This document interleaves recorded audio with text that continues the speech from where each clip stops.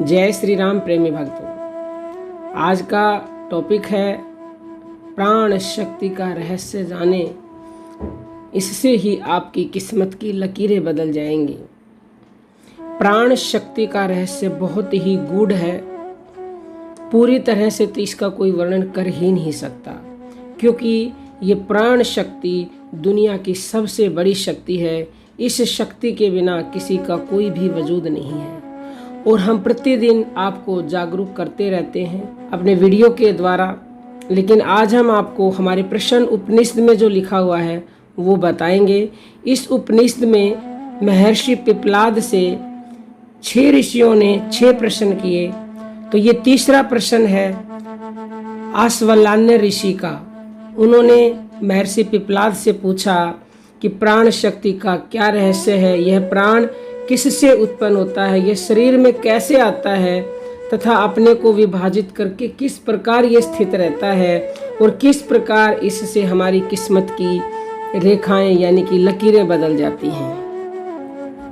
तो ये प्रश्न सुनकर महर्षि पिप्पलाद ने कहा कि वैसे तो ये प्रश्न बहुत ही कठिन है और यह केवल और केवल जिज्ञासु को और पात्र को ही इसका उत्तर दिया जाता है। आप जो है हमें जिज्ञासु लग रहे हो, वेदों के ज्ञाता हो, तो इसलिए मैं आपको इस प्रश्न का उत्तर दे रहा हूँ, अन्यथा इस प्रश्न का उत्तर मैं नहीं देता।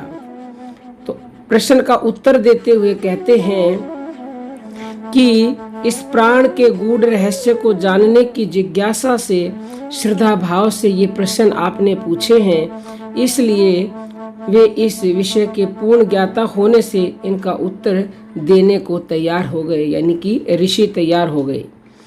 कई व्यक्ति ऐसे कई कुतर्क प्रस्तुत करके गुरु को नीचा दिखाने की चेष्टा करते हैं।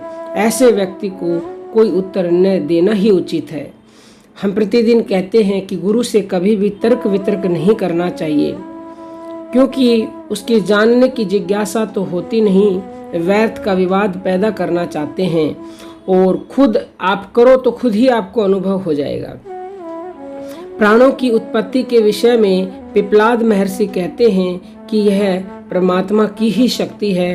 अन्य भौतिक शक्तियों से सृष्टि के भौतिक पदार्थों का निर्माण होता है, किंतु प्राण शक्ति उस परमात्मा की चेतन शक्ति है। परमात्मा इसी की सहायता से जड़ पदार्थों में चेतना का संचार कर रहे हैं और उन्हें जीवंत बना रहे हैं। जीवों में गति, विकास आदि का कारण यही प्राण शक्ति है। इसके निकल जाने पर जीव मृत हो जाता है। यह शक्ति आत्मा के साथ छाया की तरह सदा उसके साथ रहती है। जिस प्रकार सूर्य की विभिन्न किरणें ही पृथ्वीवासियों को जीवन प्रदान करती हैं, उसी प्रकार यह प्राण शक्ति आत्मा से निकलकर जीव की गतिविधियों को जन्म देती है। यह प्राण शक्ति मन के संकल्प से ही शरीर में प्रवेश करती है। शरीर में प्राण शक्ति तो एक ही है, किंतु यह भिन्न भिन्न स्थानों पर रहकर भिन्न भिन्न कार्य करती है, जिससे इसे 5 नामों से पुकारा जाता है। ये हैं प्राण, अपान, समान, व्यान और उदान। यह प्राण शक्ति एक चेतन शक्ति है जो इन 5 को आवश्यकता अनुसार नियुक्त करती है। इसे सम्राट के उदाहरण द्वारा समझाया गया है। इस श्लोक में आगे महर्षि पिप्पलाद कहते हैं, तीनों प्राणों का वर्णन करते हुए कि प्राण, अपान और समान। प्राण वायु नाभि से कंठ तक विचरण करता हुआ आँख, कान, मुंह और नासिका को सक्रिय करता है। अपान प्राण नाभि के नीचे के भाग में विचरता हुआ मल मूत्र का त्याग करने में सहायक होता है। रज, वीर्य व गर्भ को भी यही भार फेंकता है। समान प्राण इन दोनों के मध्य नाभि भाग में रहता हुआ अन्न का पाचन कर उसके रस को संपूर्ण शरीर में भेजता है। यह प्राण और अपान के मध्य संतुलन बनाए रखता है। इसी से 7 ज्वालाएं उत्पन्न होती हैं जो समस्त शरीर को आलोकित कर उसे तेजोमय बनाती हैं। 2 आँख, 2 कान, 2 नासिका छिद्र व 1 मुंह, इनको 7 ज्वालाएं कहते हैं। यह व्यान प्राण समस्त शरीर की नाड़ियों में विचरण करता है। ये सभी नाड़ियाँ जीवात्मा से निकलती हैं, जिसका स्थान हृदय है। ये नाड़ियाँ समस्त शरीर में फैली हुई हैं, जिससे यह व्यान प्राण शरीर के प्रत्येक अंग को प्राण शक्ति देता है, जिससे सभी अंग सक्रिय रहते हैं। जहाँ कहीं भी इस व्यान प्राण का प्रभाव कम हो जाता है, वही अंग निष्क्रिय हो जाता है। इसलिए शरीर की सक्रियता इसी प्राण के द्वारा बनी रहती है। इन सभी नाड़ियों में एक सुषुम्ना नाड़ी है, जिसका मार्ग ऊपर की ओर है। मृत्यु के समय उदान वायु अन्य प्राणों एवं इंद्रियों सहित शरीर से निकल जाता है, जिससे शरीर मृत हो जाता है। यह उदान प्राण ही पुण्य कर्म करने वाले को पुण्य लोक में तथा पाप कर्म को पाप लोक में ले जाता है। जिनके पुण्य व पाप कर्म मिश्रित होते हैं, उसे यह उदान प्राण मनुष्य योनि में ले जाता है। आगे ऋषि कहते हैं कि प्राण तत्व के बाह्य स्वरूप को स्पष्ट करते हैं कि शरीर में जो प्राण शक्ति कार्य कर रही है, वह सूर्य से ही प्राप्त होती है। सूर्य के उदय होने पर ही आंखें उसके प्रकाश में देख सकती हैं। पृथ्वी में जो देवता की शक्ति है, वही इस अपान प्राण को धारण किए हुए है। यह समान प्राण अंतरिक्ष में सर्वव्यापक है तथा वायु इसी का व्यान रूप है।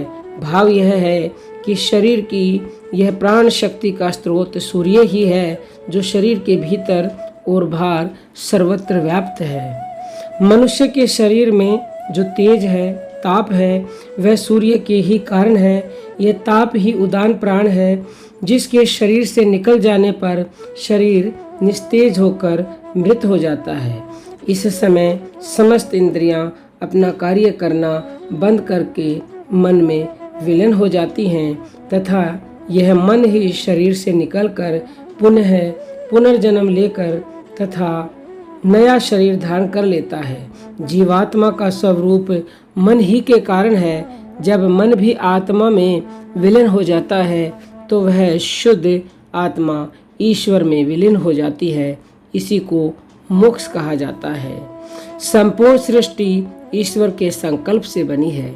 इसी प्रकार शरीर का निर्माण चित्त के संकल्प से होता है। चित्त का जिस प्रकार का संकल्प उसके कर्म संस्कारों तथा वासना आदि के कारण बनता है, उसी के अनुसार जीवात्मा की गति होती है। जब मनुष्य के शरीर से यह तेज स्वरूप उदान प्राण बाहर निकल जाता है, तो बाहर निकलने के बाद उस जीवात्मा की क्या गति होती है? इस प्रश्न के उत्तर में महर्षि पिप्पलाद कहते हैं कि इसके बाद की गति उसके चित्त के संकल्प के अनुसार होती है। उसके कर्म फलों एवं वासना के कारण ही वह चित्त का संकल्प उसे विभिन्न लोकों में ले जाता है तथा उसी के अनुसार उसका विभिन्न योनियों में जन्म होता है। यहाँ महर्षि पिप्पलाद स्पष्ट करते हुए कहते हैं कि जीवात्मा को स्वर्ग या नरक में ईश्वर नहीं भेजता, न किसी उच्च नीच योनि में जन्म लेने को बाध्य ही करता है, बल्कि यह कार्य उसके चित्त के संकल्प के अनुसार होता है। यही इसका वैज्ञानिक आधार है। जीवन में जो कुछ भी अच्छे बुरे कर्म किए जाते हैं तथा जैसी मनुष्य की वासना होती है, उसी के अनुसार मन के संस्कार बनते हैं। ये संस्कार ही चित्त में बीज बनकर इकट्ठे होते रहते हैं, जिससे उसका संकल्प बनता है तथा उसी के अनुसार जीवात्मा की गति होती है। कर्म फल एवं वासना से मुक्त होने पर वह शुद्ध आत्मा ही शेष रह जाती है, जिससे जीवात्मा का स्वरूप ही नहीं रहता तथा वही आत्मा पुनः ईश्वरीय आत्मा में विलीन हो जाती है। यही उसके मोक्ष की अवस्था है। इसके लिए चित्त में ईश्वर प्राप्ति के संकल्प को दृढ़ करना चाहिए। आत्मज्ञान की साधना में प्राण शक्ति के रहस्य को जानना आवश्यक है, क्योंकि आत्मा का शरीर में प्रभाव प्राण शक्ति के माध्यम से ही होता है। यह प्राण शक्ति शरीर में किस प्रकार कार्य करती है, शरीर में इसका आगमन किस प्रकार होता है, ये प्राण शक्ति शरीर से निकलकर कहाँ रहती है तथा किस प्रकार यह मन एवं चित्त के साथ संयुक्त होकर पुनर्जन्म धारण करती है, इसके नियमन से मोक्ष की प्राप्ति किस प्रकार होती है, यह संपूर्ण रहस्य प्राण शक्ति के ज्ञान से ही हो जाता है। इसे जानकर इसको उचित मार्ग पर ले जाने से ही मोक्ष की प्राप्ति होती है। इसी शक्ति के ज्ञान से मनुष्य को आत्मज्ञान होता है, जिससे वह अमर पद को प्राप्त होता है। उसकी यह ज्ञान परंपरा आगे चलती रहती है, जिससे उसकी संतान परंपरा कभी नष्ट नहीं होती। इसी के लिए आगे महर्षि कहते हैं कि जो ज्ञानी प्राण शक्ति के संपूर्ण रहस्य को जान लेता है कि यह शक्ति क्या है, किस प्रकार वह कहाँ से उत्पत्ति होती है, यह शरीर में किस प्रकार प्रविष्ट होती है, शरीर में रहकर किस प्रकार वह कहाँ कहाँ कार्य करती है, मृत्यु पर यह शरीर से निकलकर कहाँ रहती है, किस प्रकार यह पुनर्जन्म का कारण बनती है तथा इसके निरोध से किस प्रकार मनुष्य को आत्म ज्ञान का फल मिलता है, जिससे मोक्ष की प्राप्ति होकर मनुष्य अमृत का पान करता है। यह संपूर्ण रहस्य इस प्राण शक्ति के ज्ञान व इसके उचित उपयोग से ही प्राप्त हो जाता है। ऐसे गूढ़ ज्ञान का उपदेश महर्षि पिप्पलाद ने इस प्रश्न उपनिषद में किया है, जिसे जानकर मनुष्य अमर हो जाता है।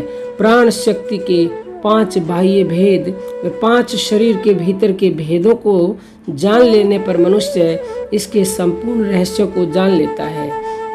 तो अभी आपने बहुत ही ज्ञान की बातें सुनी, लेकिन खाली सुनने से कुछ नहीं होगा। सुनने के बाद योग करना होगा, और योग अपने श्वासों का ध्यान करो, गुरु की शरण में रहो। गुरु ही आपको पहुंचाएंगे, गुरु ही जनाएंगे पूरा भेद। पढ़ने और सुनने और वेदों के पठन से कोई भी भगवान को नहीं पा सकता। करो कथनी मीठी खांड सी, करनी विष की लोर, कथनी छोड़ करनी करो, विष से अमृत हो। आप हमारे साथ जुड़ करके सीखना चाहते हो तो YouTube पर प्रतिदिन 4:30 बजे लाइव आते हैं, वहां जुड़िए और इस प्राण शक्ति को अच्छी तरह से जान लोगे, तभी आपका कल्याण होगा, तभी आपकी किस्मत की लकीरें बदल जाएंगी। क्योंकि कर्मों से ही किस्मत की लकीरें लिखी जाती हैं। जब कर्म कट जाएंगे सांस के भजन से, तो लकीरें अपने आप बदल जाएंगी। स्वयं विधाता फाड़ करके फेंक देगा और वो नई किस्मत लिख देगा आपकी। क्योंकि माला सांसों सांस की, फेरे कोई निज दास, और 84 भर में नहीं कटे कर्म की फांस। कर्मों के बंधन से सांस रूपी शक्ति ही आपको छुटकारा दिलाएगी, लेकिन तब दिलाएगी जब आप इससे जुड़ोगे। इसी के साथ अपनी वाणी को विराम देना चाहेंगे। सभी साधकों को प्रेम भरी जय जय श्री राम।